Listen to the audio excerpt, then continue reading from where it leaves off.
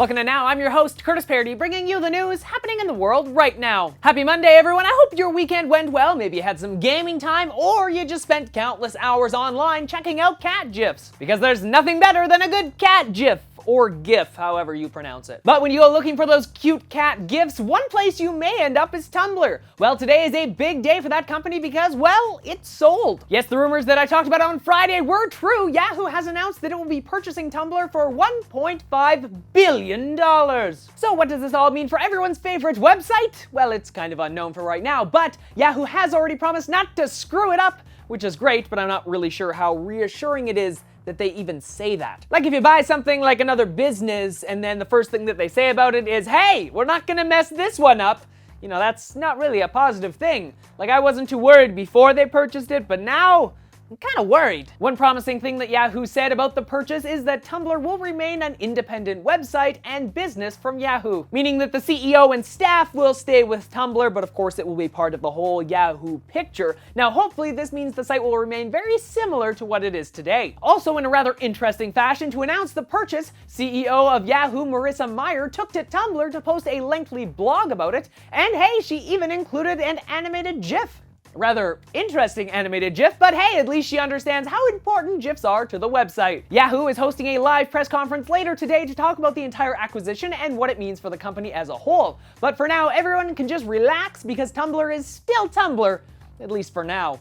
From one website to another, YouTube is kicking off a big comedy week today, and so far, it's okay. Bringing together some of the biggest names on YouTube and comedians outside of the site, YouTube is hoping to create an awesome, entertaining experience for its viewers. The entire event started today with an hour-and-a-half live stream featuring many different comedians from YouTube, though from the comments on the live stream, the jokes weren't too well received. This begs the question, can a company like YouTube put together a good event like this, or should they just stick to knowing what they do best, hosting great user-created content? For myself, I like the idea of the show, but the implementation of it was a little bit of a flop. But with YouTube's continued push to bring more and more people onto the site and get more people to actually log in, I foresee more events like this happening in the future, and with the summer coming up / already being here, it's prime time for YouTube to roll out some awesome events like this. If you want to check out YouTube's Comedy Week for yourself, you can head over to the official YouTube channel at youtube.com/YouTube and find all the relevant videos there.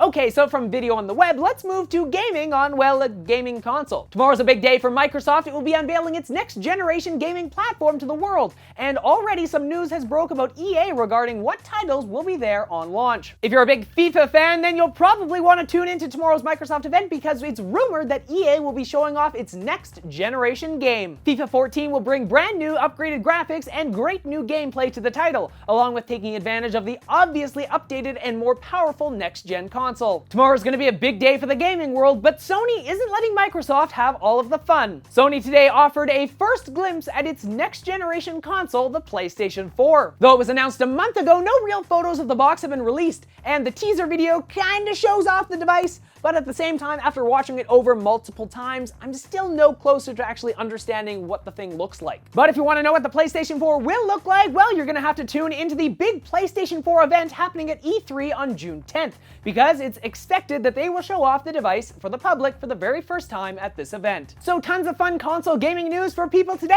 and we move on.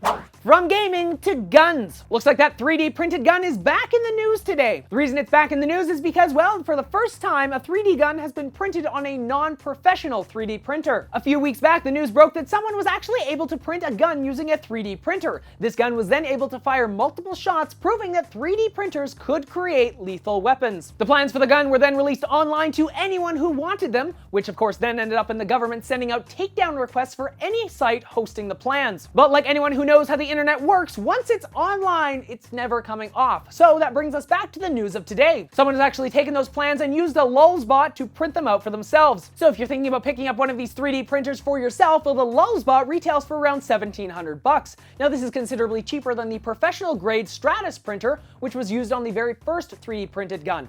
meaning that 3D printed guns could be easily built by people at home for fairly cheap. This of course raises many questions surrounding the device. First, the plans for this gun were originally created by a gun enthusiast in the US, someone who believed that guns should be in the hands of everyone as a form of protection. To this I say great, whatever you think, it's not the same as what I think, but of course to each their own. The problem with this entire thing comes to when you put the plans online, because if you didn't already know, the internet doesn't just work in the US, it works like around the globe, meaning anyone with internet access in the world could download the plans for themselves. This means in countries like my home country of Canada, people could easily download the plans and build a gun for themselves. The difference here is that Canada has much different gun laws than the US, and even more countries like Australia have even stricter laws, which makes me wonder, at what point do you feel that your personal vendetta for gun use outweighs the safety and laws of other countries in the world? It's only a matter of time before someone is seriously injured or even killed by this device, and if it happens in a country outside of the US, maybe even here in Canada where gun laws are harsh, it could raise a whole new problem. Personally, I'm a pretty big advocate of not using guns. I don't own a gun, I don't feel that I need a gun, and I feel very safe right now as it is.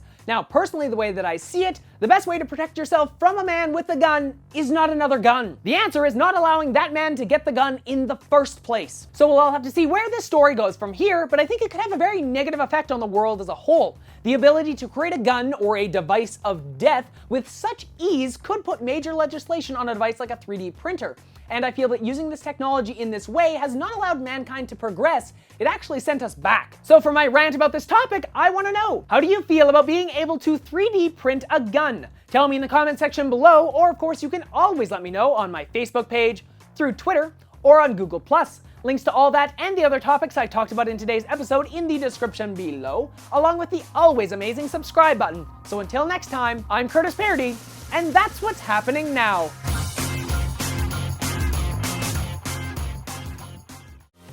Hey everyone, I hope you enjoyed this video. You can of course check out more videos that I create by clicking on them below. Check out Now for the latest news happening in the world right now, Paradise Gaming for some fun gameplay videos, or of course my personal vlog channel to see what I'm doing outside of my studio.